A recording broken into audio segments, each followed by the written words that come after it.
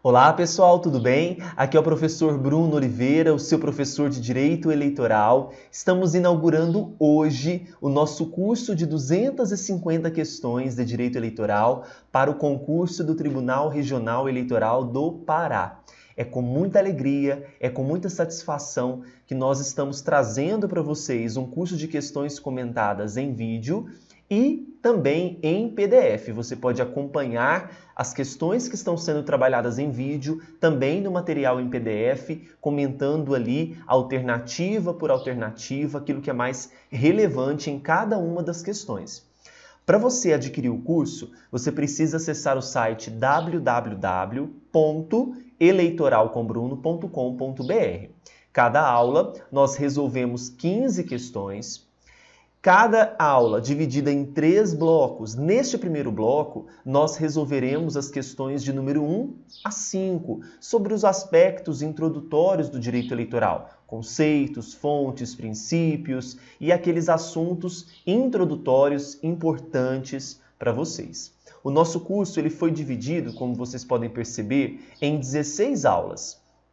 Cada aulinha tem um tema. Alguns temas nós esmiuçamos com mais questões, haja vista a sua necessidade, como por exemplo, a organização da Justiça Eleitoral são 3 aulas, temos também lei das eleições, lei dos partidos políticos em 2 aulas cada um, então alguns temas nós trabalhamos com o maior número de questões, tá bom? Então não perca essa oportunidade, passe lá no site e adquira o nosso curso.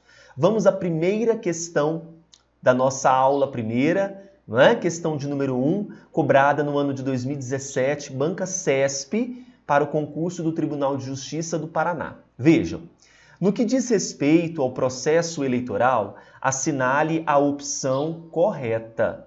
Grifem correta na sua prova. Letra A.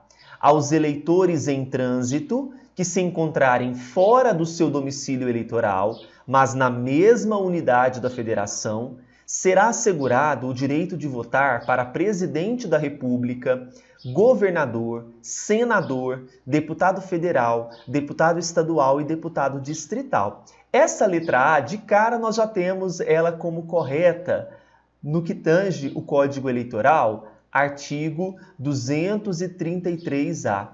O Instituto do Voto em Trânsito, ele é permitido aos eleitores que não se encontram no domicílio eleitoral no dia da eleição. É claro que é preciso obedecer a alguns requisitos, nós trabalharemos com eles em aulas mais adiante, mas o que eu gostaria de antecipar para vocês é o seguinte: se está fora do domicílio eleitoral, mas no mesmo estado da federação, ele poderá votar, mesmo estando fora do domicílio, para todos esses cargos que foram citados na letra A: presidente, governador, senador, deputado federal, estadual e distrital. Agora, se ele estiver no dia da eleição em um domicílio fora do estado, somente caberá o voto para presidente e vice-presidente da República. Ok? A letra A, então, está correta, segundo o artigo 233-A. B. O princípio da anualidade eleitoral ou da anterioridade tem sido interpretado de maneira estrita e foi sistematicamente observado nas alterações da legislação havidas desde 1993 e na sua interpretação. A letra B está incorreta. Por quê? O artigo 16 da Constituição Federal, o novo artigo 16, diz que a lei que alterar o processo eleitoral entra em vigor na data de sua publicação, não se aplicando à eleição que ocorrer até um ano da data de vigência. Quando eu digo a lei, eu estou trabalhando com a lei em sentido amplo e não estou trabalhando, interpretando de maneira estrita.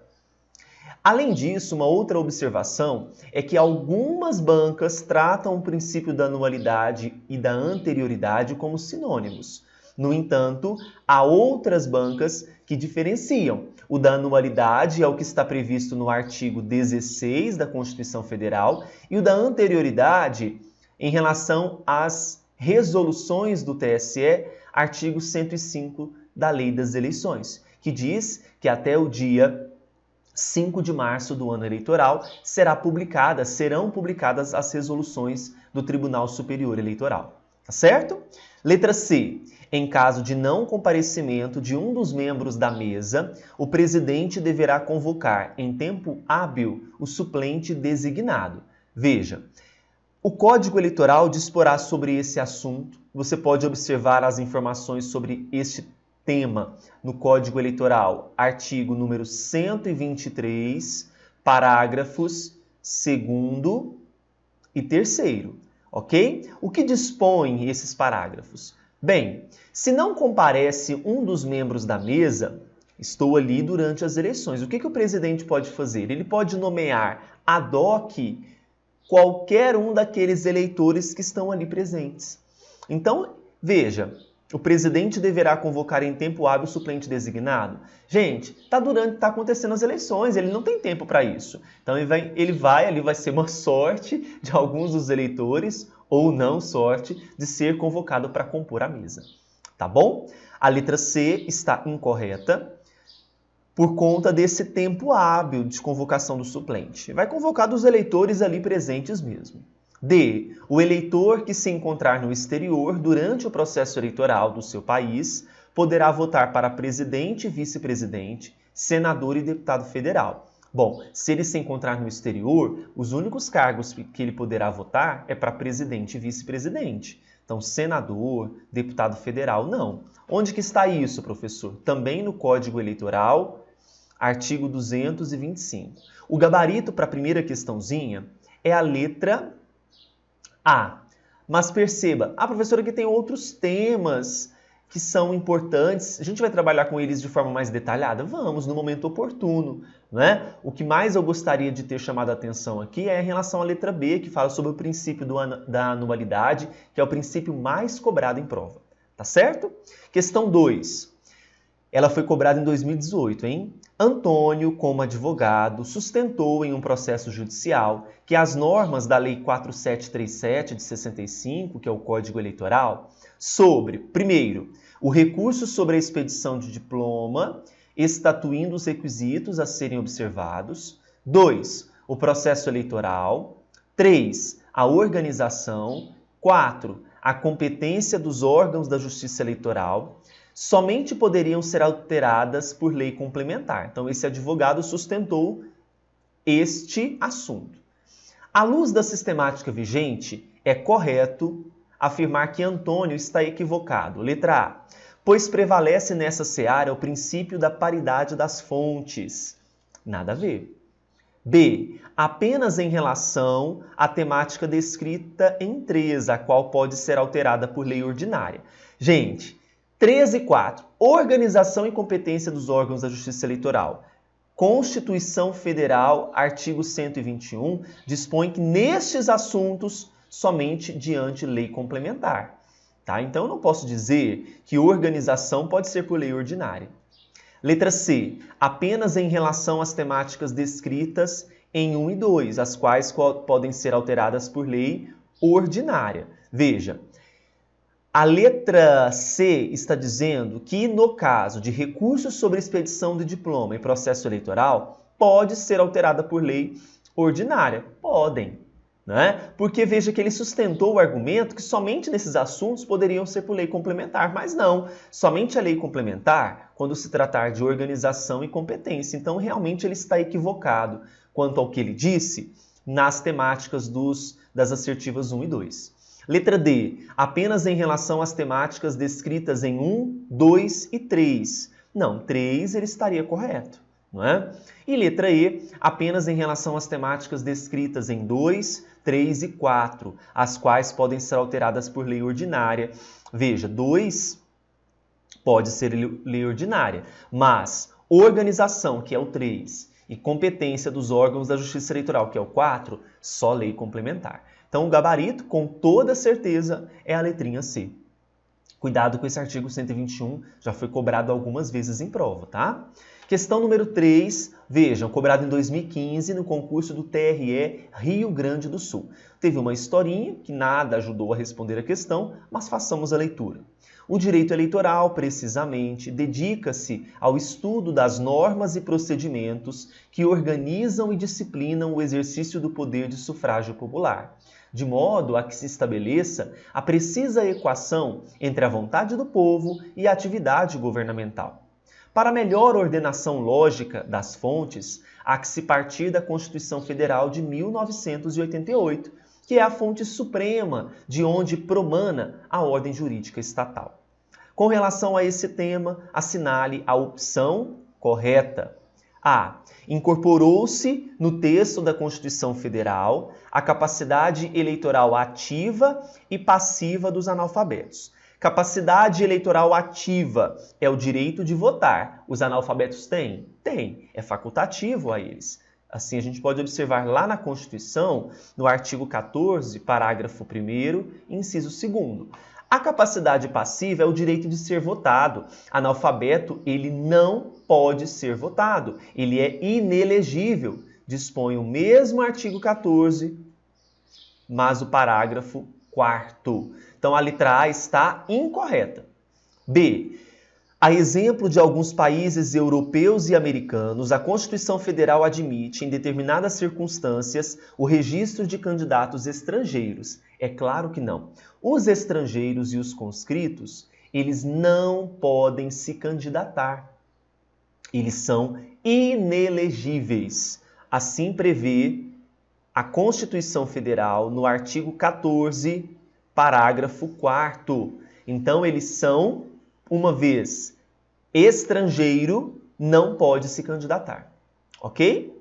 Letra C. Conforme a Constituição Federal, a soberania popular é exercida pelo sufrágio e pelo voto direto e secreto, com valor igual para todos, e nos termos da lei, mediante os instrumentos plebiscito, referendo e iniciativa popular. A letra C traz claramente, explicitamente, a previsão do artigo 14, caput da Constituição Federal. Está verdadeira. Quais são as palavrinhas-chave aqui? Sufrágio, voto direto e secreto, plebiscito, referendo e iniciativa popular. Letra D. Não estando prevista na Constituição Federal a eleição dos deputados por meio do sistema proporcional, a eventual mudança do sistema pode ser realizada mediante a apresentação de projeto de lei. Já tem um erro aqui na letra D. Deputados federais, estaduais, distritais, vereadores são eleitos pelo sistema proporcional. Presidente, governador, prefeito e senadores, majoritário. Então a letra D já está o quê? Incorreta. Sobre essa questão dos deputados ser por meio do sistema proporcional, está na Constituição Federal, artigo 45. Letra E. A Constituição Federal autoriza, em determinadas circunstâncias, a eleição de cidadãos sem filiação partidária. É requisito de elegibilidade a filiação partidária. É um dos requisitos, conforme prevê o artigo 14, parágrafo 3º, inciso 5º da Constituição Federal. Então, eu posso ter eleição de cidadão sem filiação? Não. Então, incorreta também a letra E. E a mais correta, na verdade, a única correta, é a letra C. Ok? Tranquilo? Questão número 4. Caiu no TRE Roraima. Fundação Carlos Chagas. Incluem-se dentre as fontes diretas do direito eleitoral. O direito eleitoral ele é dividido em fontes diretas e indiretas. Diretamente, nós temos o Código Eleitoral, nós temos a Lei das Eleições, a Lei dos Partidos Políticos, a Lei das Inelegibilidades e temos também as resoluções do TSE, conforme foi observado pela própria banca Fundação Carlos Chagas. Há divergência doutrinária sobre considerar resolução como fonte direta, mas as bancas têm entendido que as resoluções do TSE são fontes diretas. A letra E diz que entendimentos doutrinários relativos ao direito eleitoral é fonte direta, não é? Olha as resoluções na letra B. Letra C, leis estaduais. Eu não tenho lei estadual de direito eleitoral. Lei municipal, muito menos. Julgados que compõem a jurisprudência dos tribunais eleitorais são fontes diretas? É claro que não. Não é? Então, nós temos aqui como gabarito, para a questão número 4, como fonte direta de direito eleitoral, A letra B, as resoluções do TSE. As resoluções do TSE estão esculpidas no artigo 105 da Lei das Eleições. Tá bom? Última questão do primeiro bloquinho, cobrada no TRE do Acre pela banca AOCP em 2015. Em relação à legislação eleitoral, assinale a alternativa correta. A. O Código Eleitoral é a legislação central do regime jurídico eleitoral, sendo as demais legislações acessórias naquilo em que ele for omisso. Não. Bom, todas as normativas eleitorais partem da Constituição. Então, se eu quero falar de legislação central, é a Constituição. O Código Eleitoral é uma fonte de direito eleitoral, é uma fonte direta, mas eu não posso chamar as demais, como a Lei das Eleições, a Lei dos Partidos, como legislações acessórias. A letra A está incorretíssima.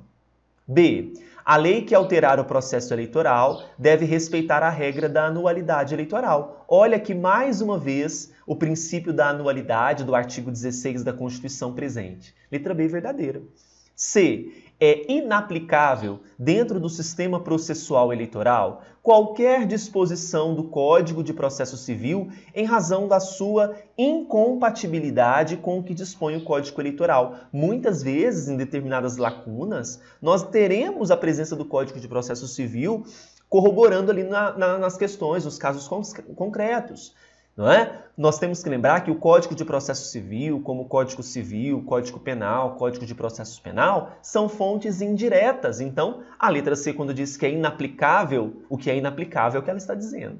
D. A cada eleição será publicada pelo TSE uma lei específica dispondo a respeito do pleito a ser realizado. Não, nós não vamos ter o TSE inovando a legislação eleitoral.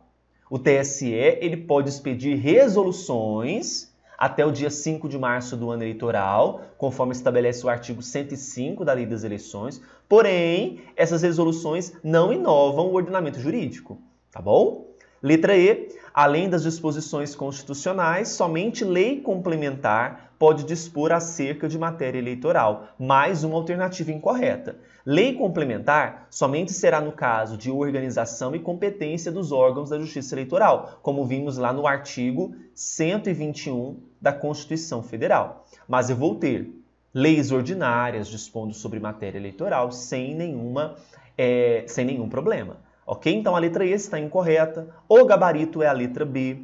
Nós fechamos então o primeiro bloco da nossa primeira aula. Se ficou alguma dúvida, pode mandar para esse e-mail aqui. E você que está assistindo, gostou? Agora é a hora de adquirir o curso. É só passar no site www.eleitoralcombruno.com.br. Dê o seu like, desejo a todos bons estudos e rumo ao Tribunal Regional Eleitoral do Pará. Um grande abraço.